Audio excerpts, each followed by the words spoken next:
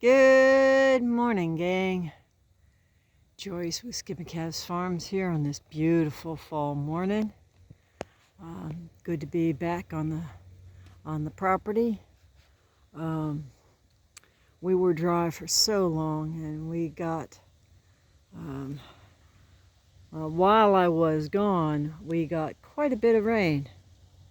And we got Miss Lucy out here scanning the horizon for any mice or voles or anything that might capture her interest. While I was watching her, I was looking down now. Where I'm standing is at the end of the semi. This is the pathway where the sheep crossed every day to come back through and go through this gate. Now, if you've looked at some of the older videos, you'll see how much of that ground towards the end of the summer was just dirt. And there is still quite a bit of uncovered ground. But because they're not getting beat up by the hooves of the sheep anymore right now, you can see a lot of vegetation. We've had some warm weather. We've now had some rain. We have not yet had a hard frost. So we do have plants coming up. We've got some grasses coming up. We've got some, what we've got right here. This is a wild garlic chive. We've got some plantain.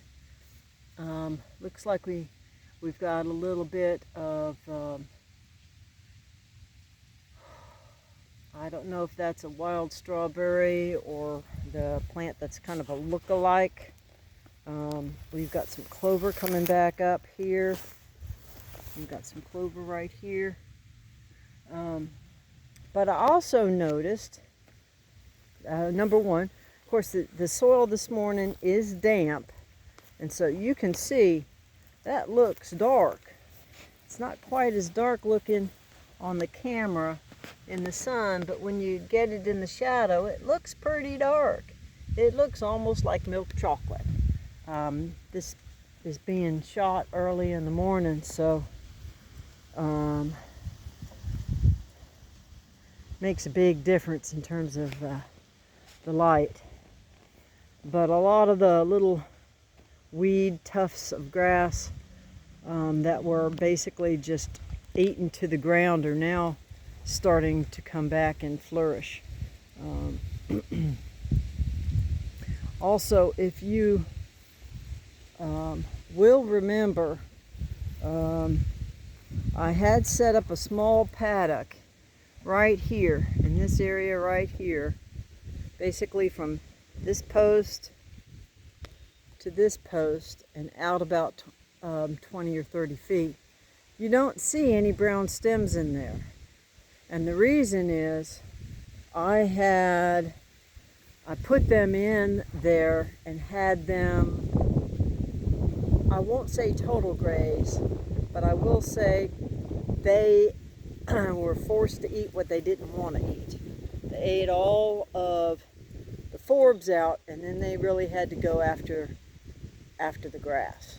And at that point in time, they also went after the seed stems. So if you look at this area right here, it's all green. Whereas this next section, just past this fence post, you can see there's a lot more woody and stemmy vegetation. You can also see that the grass is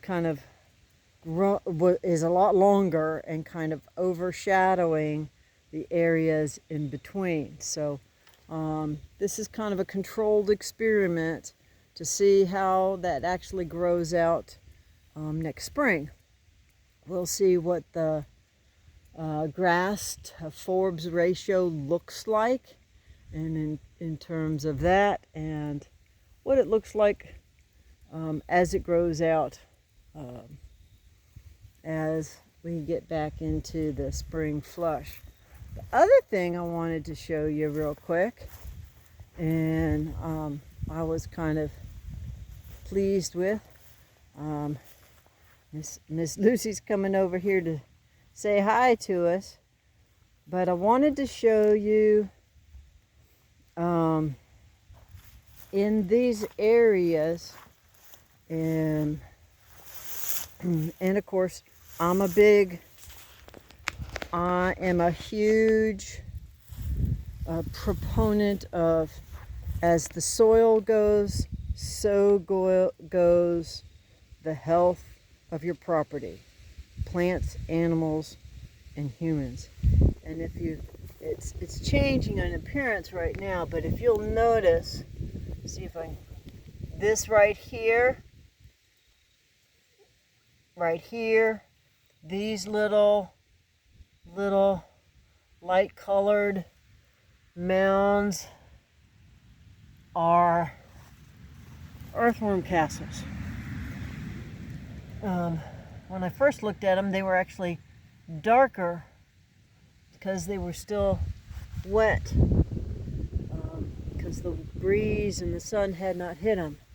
But all along this path, you can see this is the path where the sheep had treaded bare, going from my property to the neighbor's property. You can see earthworm holes like we've got right here, and here. Hi, Miss Lucy. You gonna come in and look at the earthworms too? Huh? You gonna come in and look at the earthworms too? And then if we go, as we go on, you can see here, you can see where we've got some clover just coming up to seed. You're getting into the camera shot. We don't want to see you. Well, yeah, they probably do, because you're so cute. You're so cute. Yes, you are. But if you look on here, see, you can see where they're dark here, where it's out of the sun. Come on, Miss Lucy, give me a moment here. See, these are all earthworm castings. And in this area right here, there's 1, 2, 3, 4, 5, 6, 7, 8. That's exciting. Is that exciting to you, Miss Lucy? No. You just want me to scratch you and give you some loving. I understand that. So you can see as we pan out from the path where it was, that's like concrete right there. You can see, if you go back and look at some of the other videos, you can see where the edge of the fence line was, where they could come in. And there's a lot of plantain and some garlic chives and it looks like maybe some clover starting to come up now that we've had some rain. So I'm hoping that the rest it'll have this fall, and will help some of that to recover pretty nicely. So but when I first came onto this place, and first, I guess it's been about 4 or 5 years that I've actually started to learn about soils and gardens and grazing and things. I started with studying, what's it, Dr. Elaine Ingham, with bacteria and fungi and the microecology of the soil. Oh, my education's extended way beyond that now, but it was a great place to start. And basically, nature's the only one who's got all the answers to all the questions. What we have to do is try to get back to what we used to have, which is what she gave us. And so that's what I'm doing. Now on this side of the driveway, just in terms of compare and contrast, this is a shadow space from where the Jeep used to be parked. And the organics in the soil right here are much less than what we just looked at So this is what it looks like in the sun. This is a little bit darker than what I'll call a strawberry blonde, but there's still some moisture in there. And you're not seeing the earthworms as much either. This is what it looks like in the shadows. And you do have some growth over here, but it's not nearly the growth that we saw on the other side. The clover seeds, clover coming up.